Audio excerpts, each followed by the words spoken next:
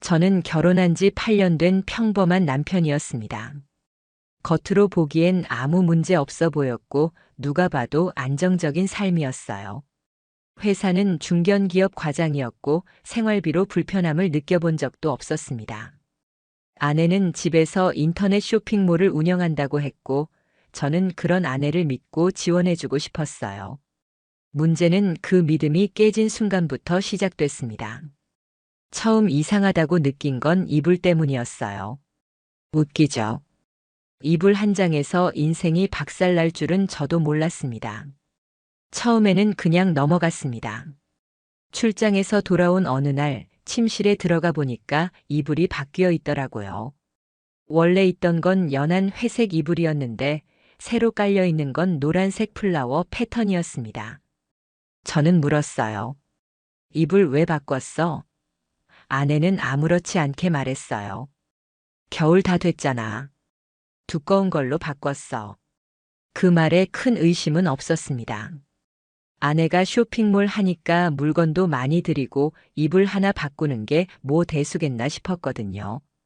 그런데 이상한 건 이불뿐만이 아니었어요. 침대 매트리스도 이상하게 자국이 변해 있었어요. 누가 눌렀다고밖에 설명할 수 없는 움푹 팬 모양이 있었습니다. 그게 제가 평소 눕던 쪽이 아니라 침대 반대편이었어요. 그때는 그냥 제 착각이라고 넘겼습니다. 그런데 2달쯤 지나고 또 바뀌었습니다. 이불이요. 이번엔 밝은 민트색, 확실히 예쁘긴 했습니다. 하지만 이번엔 아예 매트리스 커버도 같이 바뀌어 있었어요. 다시 물었죠. 또 바꿨어? 그 전 거는 어디 갔어? 아내는 피식 웃으면서 말했어요. 아휴 자기야. 요즘 트렌드는 계절마다 분위기 바꾸는 거야. 지저분해졌으니까 버렸지. 이상했어요. 전혀 지저분하지 않았고 불과 2달 전엔 새 거라고 했던 걸 왜 또 바꾸는 건지 말이죠. 그런데 거기까지만 해도 전 진짜 바보처럼 넘겼습니다. 그게 진짜 단순한 생활 습관이라고 믿고 싶었으니까요. 그게 아니길 바랐던 거죠. 그러던 중 3번째로 이불이 바뀌었습니다. 이번엔 제가 출장을 갔다 온 다음 날이었어요. 부산 쪽으로 3일 일정이었는데 집에 들어서자마자 느낌이 이상했어요. 현관부터 향기가 바뀌어 있었습니다. 아내가 쓰던 방향제가 아니었어요. 침실 문을 열자 이불은 또 새 거였습니다. 이번엔 새하얀 이불에 레이스가 달린 거였고 제가 절대 고르지 않을 디자인이었어요. 마치 누가 보여주기 위해 깔아놓은 느낌. 저는 말없이 거실에 나와 앉았습니다. 아내는 출장 고생했지? 하면서 음료를 내왔는데 저는 아무 대답도 안 했습니다. 속이 미친 듯이 요동쳤어요. 그냥 이불이 아니었습니다. 이건 어떤 신호였습니다. 그날 밤 저는 처음으로 잠을 제대로 못 잤습니다. 눈을 감으면 자꾸 낯선 남자가 이 침대에 누워있는 상상이 들었습니다. 너무 더럽고 모욕스럽다는 생각이 들었어요. 만약 내가 모르는 사이에 이 집에 다른 남자가 다녀갔다면, 이 침대에 누웠다면, 그게 사실이라면 나는 뭐가 되는 거지? 생각이 꼬리를 물고 덮쳐왔습니다. 다음 날 저는 아내 몰래 이불 커버를 벗겼습니다. 냄새를 맡았습니다. 패브릭 섬유 유연제 냄새가 강하게 났지만 그 안에 묘하게 낯선 향이 섞여 있었어요. 남자 향수 같은 냄새였습니다. 너무 구체적이진 않았지만 전 분명히 느꼈습니다. 결정적으로 그날 밤 저는 침대 옆에 떨어져 있던 작은 머리카락을 발견했습니다. 짧고 굵은 머리카락이었어요. 제 머리카락도 아니고 아내 것도 아니었습니다. 저는 그걸 비닐봉지에 조심스럽게 넣었습니다. 뭔가 결정적인 순간에 쓸 수 있을지도 모른다는 생각에. 다음 주 저는 아내 몰래 카드 명세서를 조회했습니다. 공유 계좌는 아니었고 예전에 아내에게 만들어준 개인 카드였습니다. 아내는 쇼핑몰 자금 관리용이라고 했지만 실제로는 별도로 생활비처럼 쓰고 있었습니다. 명세서를 보면서 저는 한숨이 나왔습니다. 땡땡 모텔, 땡땡 마트, 땡땡 세탁. 그중 모텔 근처 세탁소 결제가 특히 눈에 띄었어요. 그것도 이불 세탁 서비스였습니다. 위치를 대조해 보니 제가 출장 갔던 시기와 정확히 겹쳤습니다. 순간 머리가 하얘졌습니다. 제가 없는 사이에 모텔 근처에서 이불을 세탁하고 다시 집에 들여온다는 것, 거기서 사용한 흔적을 없애기 위해 세탁을 했다는 뜻 아닐까요? 아니면 거기서 뭔가 사고가 있었거나 저는 상상하지 않으려고 해도 계속 머릿속에 그림이 그려졌습니다. 그날 밤부터 저는 무언가에 홀린 사람처럼 CCTV를 검색하기 시작했습니다. 집엔 내부 CCTV는 없었지만 외부 현관 앞에는 공동 현관 CCTV가 있었습니다. 관리실에 찾아가 확인은 안 되지만 요청을 넣을 수는 있었습니다. 제가 분실한 게 있어서요. 혹시 3일 전 오후 2시쯤 저희 집 앞에 누가 왔는지 영상 요청드릴 수 있을까요? 그렇게 말하고 연락처를 남겼습니다. 관리실에서는 며칠 안에 확인해 줄 수 있다고 했습니다. 그리고 사흘 뒤 관리실에서 연락이 왔습니다. 영상 확보됐는데요. 이상한 장면이 있어서요. 직접 와서 보시는 게 좋겠습니다. 제가 도착하자 관리실장은 약간의 망설임 끝에 영상 재생을 눌렀습니다. 그리고 거기 그 화면 속에 낯선 남자가 보였습니다. 키는 저보다 조금 작아 보였고 반팔 티셔츠에 청바지, 볼캡을 눌러쓰고 마스크를 한 채 우리 집 공동 현관 비밀번호를 눌러 들어가는 모습이 찍혀 있었습니다. 저는 그 자리에 얼어붙었습니다. 그 CCTV 영상을 본 이후로 저는 완전히 변했습니다. 마음 한구석에 남아있던 의심이 확신으로 바뀌는 데 걸린 시간은 딱 15초였습니다. 그 남자의 움직임, 그 낯선 사람이 당당하게 우리 집 비밀번호를 누르고 들어가는 모습, 그게 모든 걸 설명해 줬습니다. 그리고 그 이후 아내의 모든 행동이 달라 보였습니다. 그녀가 말하는 모든 단어, 행동, 표정, 말끝의 얄팍한 웃음조차 하나도 믿기지 않았습니다. 그 주 주말 저는 거실에서 TV를 보며 아무 일 없는 척 앉아 있었고 아내는 부엌에서 요리를 하고 있었습니다. 그 모습이 너무 역겨워 보였어요. 마치 이 집에서 일어난 일들을 모조리 지워버리고 예전처럼 살 수 있을 거라는 착각을 하고 있는 것 같았습니다. 저는 조용히 일어나 침실로 갔습니다. 그리고 몰래 서랍을 열어봤습니다. 아내는 정리를 잘 안 하는 편이었기 때문에 뒤적거리면 뭔가 나올 수도 있을 거라 생각했어요. 아니나 다를까 서랍 맨 뒷칸에서 낯선 영수증 꾸러미가 나왔습니다.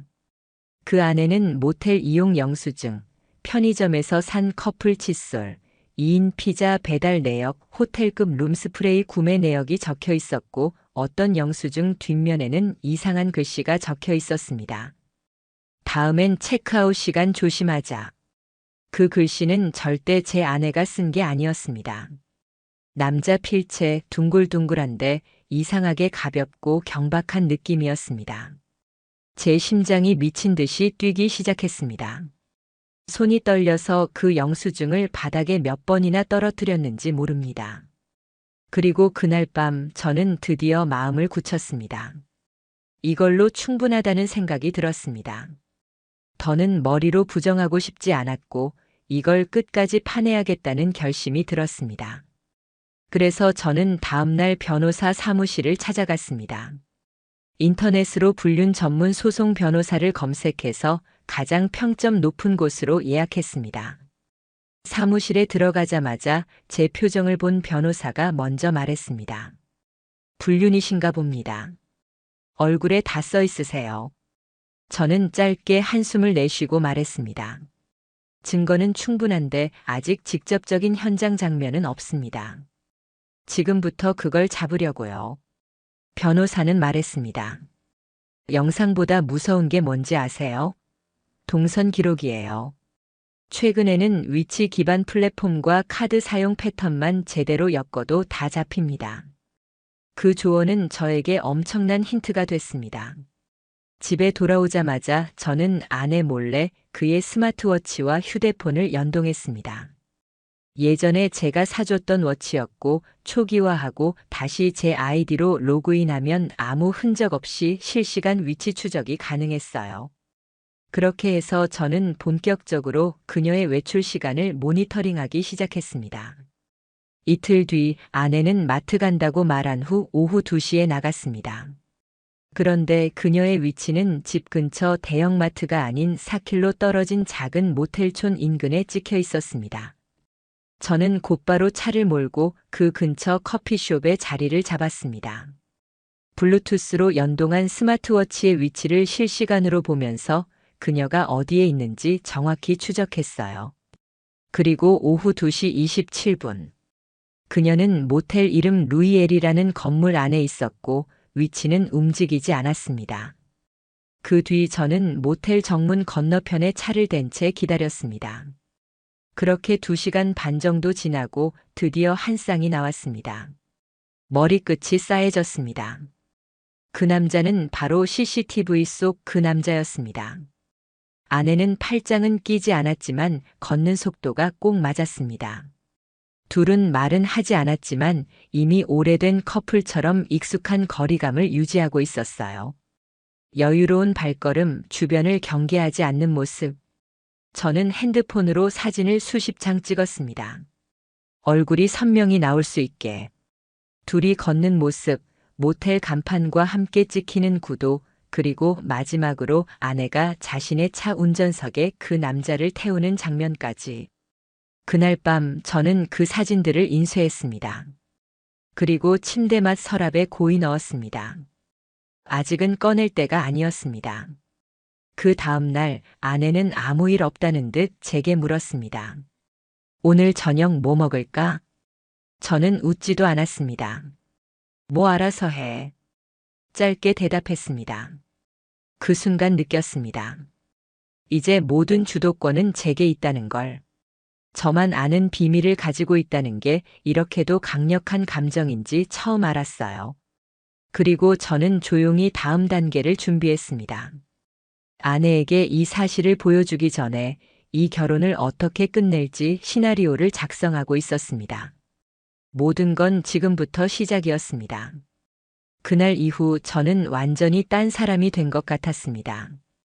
평소처럼 회사도 다니고 아내가 묻는 질문에 평소처럼 대답도 했지만 제 머릿속엔 오직 하나뿐이었습니다.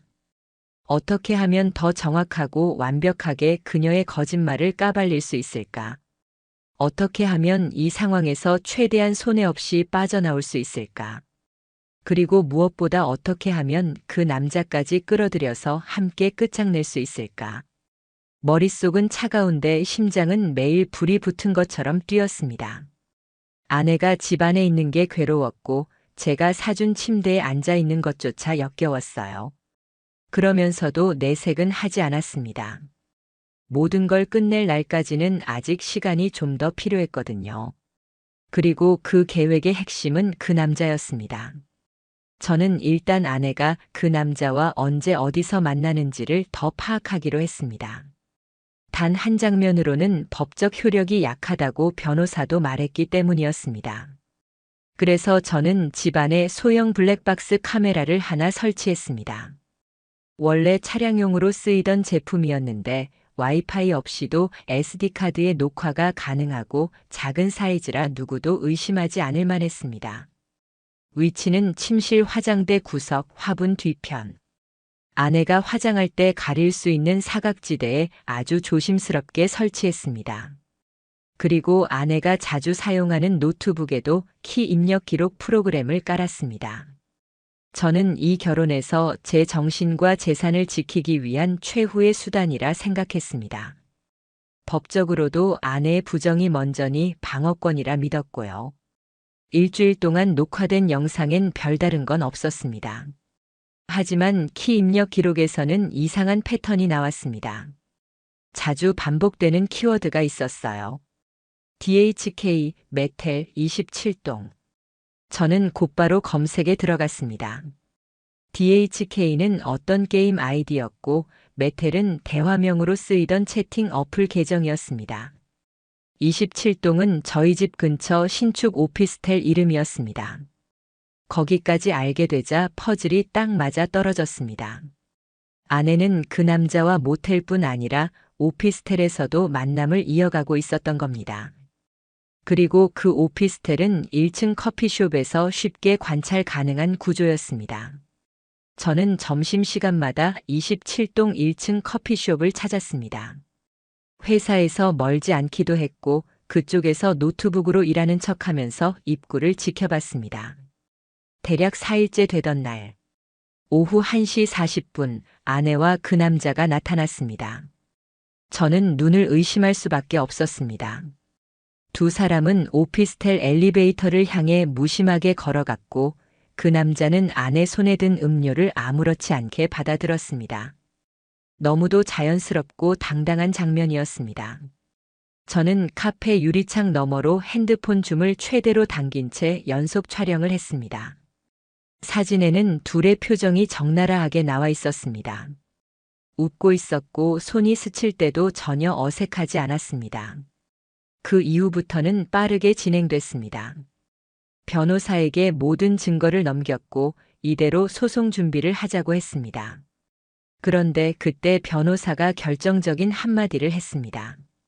상대 남성의 실명을 알아야 합니다. 민사배상을 청구하려면 정확한 인적 사항이 필요해요. 알고 계신가요? 저는 순간 멈칫했습니다. 그동안은 그 남자를 불륜남으로만 기억하고 있었고 그의 이름이나 정체는 모른 채로 쫓기만 했던 겁니다. 얼굴만 기억했지 그가 누구인지 전혀 알지 못했던 것이죠. 그래서 다시 처음부터 거슬러 올라갔습니다. CCTV 영상, 사진, 그가 탔던 차량 모든 걸 정리해봤고 한 장의 사진에서 이상한 점을 발견했습니다. 아내 차 조수석에 앉은 그 남자의 손목에 익숙한 팔찌가 보였습니다. 제가 아는 사람 중에 딱 한 명, 그 팔찌를 한 사람이 있었어요. 그 이름을 떠올리는데 3초도 걸리지 않았습니다. 진우? 그는 제 후배였습니다. 회사에서 2년 정도 같이 근무했고 지금은 다른 팀으로 발령났지만 여전히 회식에서 얼굴을 보는 사이였습니다. 가슴이 쿵 하고 내려앉는 느낌이었습니다. 믿고 싶지 않았습니다. 하지만 현실은 잔인했습니다. 아내의 스마트폰에서 몰래 캡처한 채팅 어플 대화창에 저장된 연락처 이름도 JW였고 진우의 영문 이니셜과 일치했습니다. 모든 퍼즐이 완성된 순간 저의 분노는 상상 그 이상이었습니다. 가족을 배신한 것도 모자라 직장 후배까지.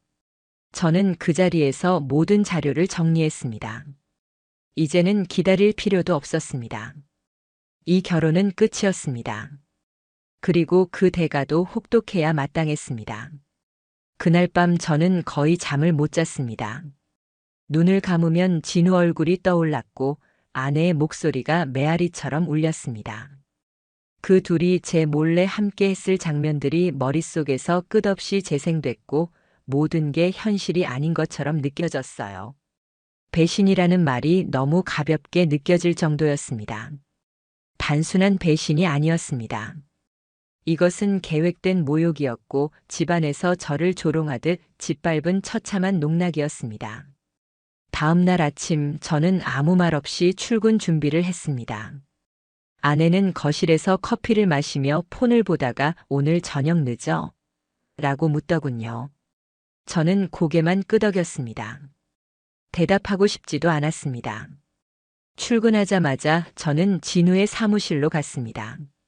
그의 자리 근처에서 멀찍이 관찰하듯 쳐다봤고 그는 아무것도 모른 채 회의 자료를 출력하고 있었어요. 정말로 아무것도 몰랐습니다. 그 뻔뻔한 얼굴을 보면서 저는 이 인간이 내 삶을 망가뜨린 범인이라는 걸 믿기조차 힘들었어요. 그래도 저는 참았습니다. 회사에서 공개적으로 터뜨리는 순간 제 계획은 물거품이 될 수 있으니까요. 대신 저는 정식 절차를 밟기로 했습니다. 그날 오후 변호사 사무실로 다시 찾아갔고 저는 직접 증거들을 하나하나 꺼내놓으며 설명했습니다. 사진, 영상, GPS 기록, 채팅 캡처, 모텔 영수증 그리고 진우의 신상 정보까지 정리된 파일로 넘겼습니다. 변호사는 말했습니다. 이 정도면 민사소송도 충분히 가능하겠네요. 위자료 청구, 이혼, 상간자 손해배상 모두 진행하겠습니다. 절대 봐주지 마세요.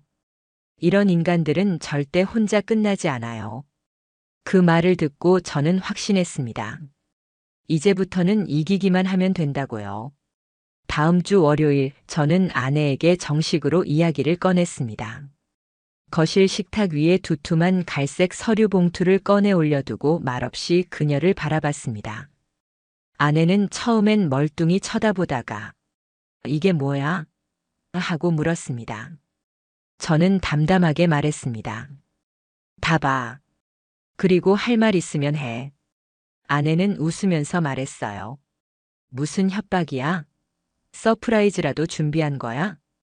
하지만 웃음은 30초도 가지 못했습니다. 그녀가 봉투를 열어 내용을 보기 시작하자 표정이 서서히 굳어졌고 얼굴이 창백해졌습니다. 이게 다 뭐야? 내가 뭘 했는지 몰라서 그래. 저는 조용히 말했습니다. 이불, 모텔, 오피스텔, 그 남자 다 있어. 사진도 영상도 그리고 문자도 진우라며. 그 순간 그녀는 고개를 떨구었습니다. 잠깐 그건 그냥 실수였어. 그 한마디에 저는 참았던 모든 감정을 터뜨렸습니다. 실수라고. 내 인생을 짓밟아 놓고 실수라고.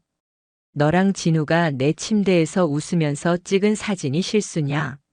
내가 출장 간 사이에 모텔 드나들며 뒤에서 뭐 했는지가 실수냐고. 그때 아내는 아무 말도 하지 못했습니다. 눈물도 보이지 않았습니다.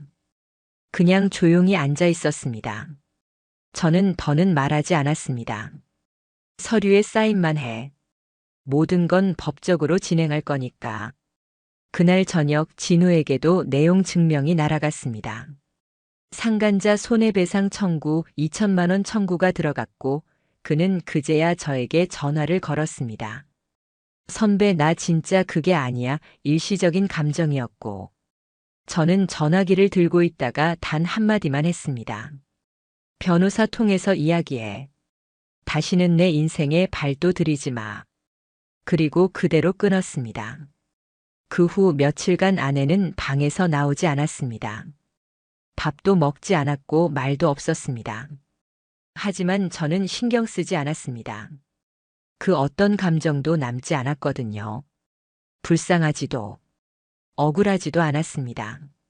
단 하나 후련함만 남아 있었습니다. 이제야 숨을 쉴 수 있을 것 같다는 그런 기분이었습니다. 그 모든 절차가 끝났을 때 저는 아무도 없는 집에서 멍하니 앉아 있었습니다. 법원에서 위자료 청구는 받아들여졌고 진우는 1,500만 원을 분할로 지급하기로 결정됐습니다. 아내와의 이혼도 조용히 성립됐고 제게 불리한 조건 하나 없이 깔끔하게 마무리됐습니다. 그동안 증거를 모아온 기록이 너무 확실했기 때문에 그녀도 더는 변명하지 않았고 반박하지 않았습니다. 아내는 저를 향해 마지막으로 말했습니다. 진심으로 미안해. 이럴 줄 몰랐어. 나도 혼란스러웠고. 저는 그녀의 말을 중간에 잘랐습니다. 그만해. 내가 혼란스러운 동안 나는 뼛속까지 부서졌어. 이혼 성립 후 저는 이 집을 정리했습니다. 침대는 버렸고 이불은 하나도 남기지 않았습니다. 향기도 바꿨고 커튼 색도 갈아치웠습니다. 가구 배치까지 싹 바꾸고 나니 마치 다른 공간에 사는 기분이 들었습니다. 그러면서도 이따금 그런 생각이 들었습니다. 이 모든 게 처음부터 잘못 설계된 결혼이었던 건 아닐까? 아니면 내가 너무 믿었고 너무 방심했기 때문이었을까? 하지만 그런 자책은 오래 가지 않았습니다. 왜냐하면 저는 최선을 다해 믿었고, 최선을 다해 지켰고, 그 최선이 철저하게 짓밟혔을 뿐이니까요. 그 후 진우는 회사에서 문제가 생겼습니다. 상간자 소송 사실이 소문으로 퍼졌고 회사는 이미지 타격을 우려해 그를 지방지사로 발령냈습니다. 팀 회식 자리에서도 그의 이름이 나오면 사람들은 눈치를 받고 결국 그는 조용히 회사를 떠났다고 들었습니다. 그 말 들었을 때 저는 아무런 감정도 없었습니다. 아내는 SNS를 탈퇴했고 연락은 오지 않았습니다. 그녀의 지인 중 몇몇은 내가 너무 무섭게 했던 거 아니냐고 말하기도 했지만 저는 고개를 저었습니다. 무서운 게 아니라 정확했을 뿐이야. 시간이 조금씩 흘렀고 저는 혼자 보내는 하루하루에 익숙해졌습니다. 혼자 밥을 먹고 혼자 영화를 보고 혼자 조용히 생각하는 시간이 늘었어요. 그런데 그 시간이 전혀 외롭지 않았습니다. 혼자 있는 동안 저는 저 자신에게 집중할 수 있었습니다. 이전엔 보지 못했던 제 안의 상처들을 들여다볼 수 있었고, 그 상처를 인정하고 꿰매는 과정이 오히려 치유가 됐습니다. 사람들은 물었습니다. 이젠 새로운 사람 만날 생각 없어? 저는 대답했습니다. 지금은 나를 먼저 사랑할 시간이 필요해. 그리고 진심이었습니다. 제가 겪은 이 일은 단순한 이혼 이야기가 아닙니다. 사랑이라는 이름으로 누군가를 철저히 속이고 배신으로 감정을 짓밟은 사람들에 대한 끝까지 물러서지 않고 싸운 기록이었습니다. 그리고 그 마지막엔 복수보다 더 큰 가치는 내 자신을 지켜냈다는 확신이었습니다. 그 누구도 그 무엇도 이제는 저를 함부로 무너뜨릴 수 없습니다. 전 그렇게 한 번의 배신에서 인생을 다시 세우는 법을 배웠습니다. 이제는 누가 무슨 짓을 해도 저는 알고 있습니다. 다시 속지 않을 거라는 것. 다시는 무너지지 않을 거라는 것. 다시는 내 이불 위에 남의 그림자가 드리워지지 않게 할 거라는 것.